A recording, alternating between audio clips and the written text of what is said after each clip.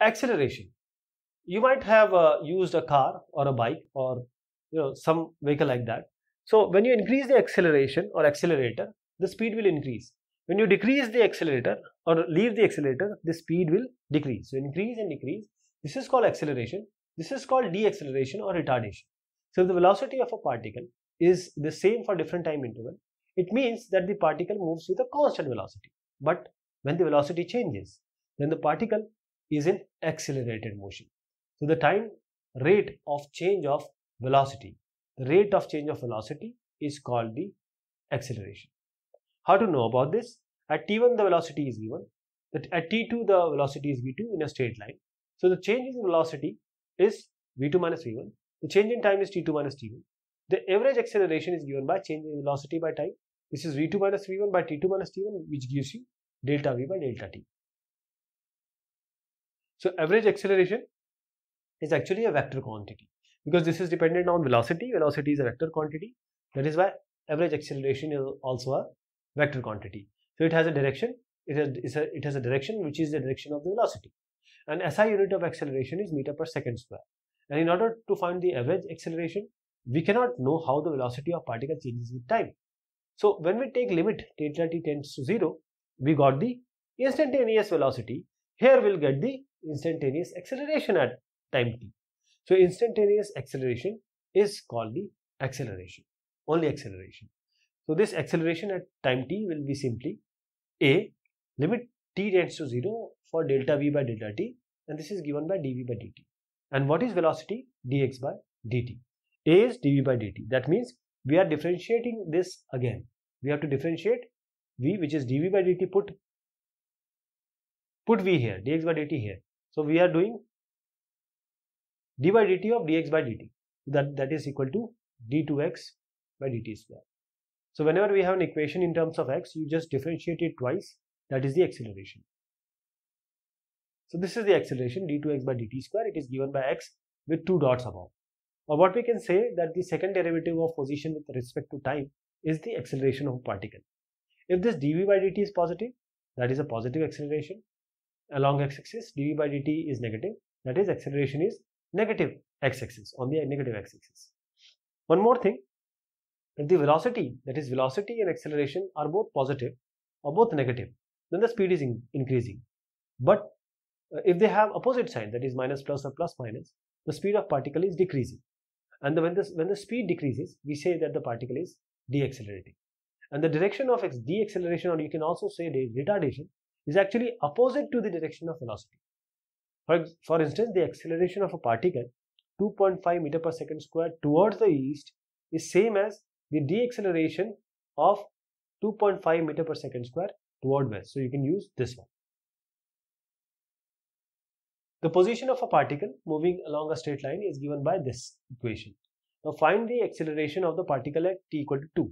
So what you have to do, you have to find dx by dt, then again d2x by dt square. Means you have to differentiate it twice. Let us take this one, differentiate it one time, you can do this one. I hope and I wish that you are aware of this differentiation. So we are simply differentiating it. Again we will take this and differentiate it again. You get 60. We have to find it at t equal to 2. Put t equal to 2. You get 6 into 2, that is 12 meter per second square. Now for a moving particle, the relationship between time and position is given like this. T equal to ax square plus bx. Please understand, the time is given in terms of x, not x is given in terms of time. So we have to do something here. Where a and b are constants, we have to find the acceleration of the particle as a function of velocity. So t is given like this. dt by dx is what? 2ax plus b. We are just differentiating it. But we know that the velocity is dx by dt, not dt by dx. So we have to invert it. We have to take the reciprocal. When we take the reciprocal of this, it becomes minus 1 to the power minus 1. So we have just overturned this one, dx by dt. Now dv by dt can be written as what? dv by dx and dx by dt. And dv by dx and dx by dt.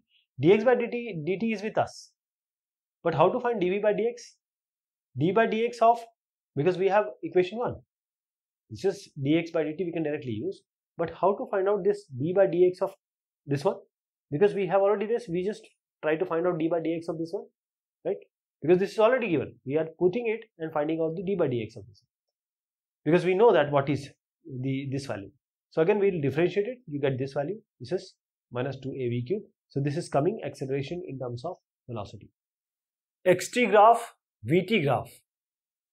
These are the graphs for accelerated motion. So xt, that means x and t, x on y-axis and t on x-axis. Similarly, when we talk about vt graph, that means velocity on y-axis and time on x-axis.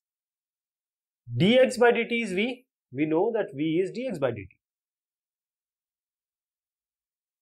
And the second derivative of this position x with respect to time is acceleration. That is dv by dt. That is double differentiation d by dx or d by dt of dx by dt. So d by dx of d by dx of dx by dt is double differentiation d2x by dt square. So the second derivative of any function is directly related to the curvature of the graph of that function. In xt graph, the point showed us what? Where the graph is more curved, the value of acceleration is more, and point at with this acceleration where this graph is less curved, then this d2x by dt square acceleration is small. So the point where this xt graph is concave up, that means this one, concave up, or you can say curved upward, the acceleration is positive and the velocity is increasing. Where in xt graph, if the graph is concave down, that is it is curved downward, the acceleration would be negative and the velocity will be increasing. So this is your xt graph. So at a point where this xt graph has no curvature, or you can say it's a straight line, the acceleration is 0. So this figure shows all the three scenarios we have discussed, the possibilities. That is, this is the first one, means let us start with the 0 one. Means here we have slope as 0 in xt graph. This is our whole graph. Here we have 0 slope, that is velocity is 0, and because it is curved downwards, so we say that okay, is this acceleration 0, velocity less than 0? Let me remind you again. When we have concave up, that is it is a positive slope, v is greater than 0 and acceleration is greater than 0. When we have a positive slope, again in this case, the positive slope means velocity is greater than 0. Always positive slope means velocity is greater than 0 and the curveness is 0 because it is a straight line. If you are getting a straight line, that is it is a is equal to 0 because it is coming at 0. See, this is at 0. This also is at 0. When we come here, we have 0 slope. There is no slope, so it is also curved downwards. That is acceleration is less than 0. In this case, we have a graph something like this. This is a tangent, so we have a negative slope. V is less than 0, acceleration is again 0 because their curveness is here. See, it is just like this. There is no curveness, so acceleration is equal to 0. When we come here, it has a negative slope because it is like this. So it has a negative slope, that is velocity is less than 0. And since it is, see, it is curving upwards, we say that acceleration is greater than 0. So in an xt graph, it's quite easy to decide what is the sign of acceleration. But what is the value of acceleration? Xt graph can give you the sign, but what about the value? In this case, we need Vt graph. Vt graph for moving particle. So from the Vt graph, we can get average acceleration and instantaneous acceleration. The slope, that is V2 minus V1 by T2 minus T1, that is difference in the velocity at 2 time, difference in the time interval, delta V by delta T. This gives the average acceleration at any time interval delta T. So the instantaneous acceleration at any point is equal to the slope of tangent in what? In Vt graph. If a particle is moving, the Vt graph is parallel. If this is parallel to the time axis, the slope is 0. Like this. Here, the slope is 0. That is velocity time. Velocity is not changing with time. So there is no acceleration. The particle is moving with 0 acceleration. What it means is the velocity of the particle is constant. In this case, we say the motion is uniform motion. In the next scenario, in VT graph, as I just going to discuss with you, any other type of graph instead of this parallel line, the motion is known as non-uniform motion. Let us see a figure where you will see the slope of graph is positive. So what is the acceleration? If the slope is positive, in this case slope is positive, that means the acceleration is of the particle is positive. So here we see that the slope is positive, acceleration positive. What is this? This is v2 minus v1, this is t2 minus t1. So this is the slope, tan theta, m.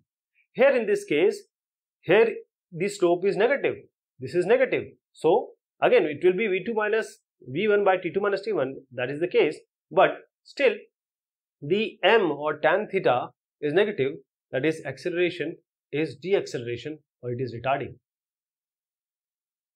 So the graph, it can be a straight line like this. So slope of this line will be same for any time interval. In this we say, okay, the object is having a uniform accelerated motion. That is, we have a constant accelerated motion. For this motion, the average acceleration and the instantaneous, means at some duration or at any single point, both the acceleration will be same. And this I was talking about, this is, I'll just come to this in a short while. Let us discuss about the next one, that is this one. The slope is negative. See, the slope is negative. Slope is nothing but this angle. It is negative. So we say that it is deaccelerating, and this is also a constant accelerated motion because it is a straight line. It is constant, but it is deaccelerating. In this case, if the velocity of the particle changes continuously with time, see, it is changing with time. So slope of the graph will be different for any different time interval you take. Here it is different, this time interval it is different. So the average acceleration will be also different at different time intervals. In this case, we call it as non-uniform accelerated motion. So the acceleration at any time is equal to the slope of tangent drawn at the curve at the point of time. So any tangent being drawn, this angle is the slope which is giving you acceleration. So the velocity time or Vt graph of moving particle can be used to find the displacement and distance traveled by the particle during a given time. So how to find this distance? The area under the curve of Vt graph will represent the displacement of a particle over a given time interval. So this is very important. The area under Vt curve gives you distance and displacement. So this statement is true for any type of motion. The area of Vt graph above x-axis will take as, like this is the motion. So we will take this as positive, this as negative. The net displacement is actually the algebraic sum of this positive and negative value or area. So if you want to find the distance traveled, see, for displacement, positive, negative. But for distance, this will be positive, this will also be positive, this cannot be negative. So if you want to find the distance traveled by the particle, then the negative area of a graph should be considered positive. This has to be considered as positive. Let us take an example, you will understand it more. This is a Vt graph of a particle which is moving in a straight line, and we have to find the distance traveled during the first 2 seconds, means from here to here, and the displacement, total distance during the time 0 to 4 seconds from here to here. We have to find the displacement and distance. Acceleration from t equal to 0.5 to t equal to 2. So how to find this? First of all, as I said, we have to find out the area. So for the first case, from 0 till 2, this is a triangle, proper triangle. So half into base into altitude. What is the base? Base is 2. Altitude is what? It is 10. See, from here to here it is 10. This is 10. So half into base into altitude, half into A into OB, which is the area of triangle OAB. And this is our triangle OAB. And this is half into 10 into 2. 2 cancels out, it gives you 10 meter. In order to find the displacement during 0 to 4 seconds, we will find out first the area of this section, that is OAB triangle, and this one means area of BCD. But this we have to take as positive, this we have to take as negative in computation of displacement. So delta x will be area of triangle OAB plus area of triangle BCD. OAB is half into base into altitude, that is half into A into OB. In this case we have half into base again BD into CF. Now this A is what? Plus 10 here. OB is again 2. In this case half. CF is what? This is minus 10 and this is your BD, which is 2. So rather than taking this as minus, let us take this as minus 10. And when we compute, it is 0. So displacement is sum of the area, but the area which is below has to be taken as negative. That is why it is 0. But in order to find out the distance, we will take this area as positive and this area also as positive. That is, we just computed this to be 10, this to be 10. So 10 plus 10 is 20. Now we have to find the acceleration. So t is equal to 0.5 second, that is, we are talking about this point.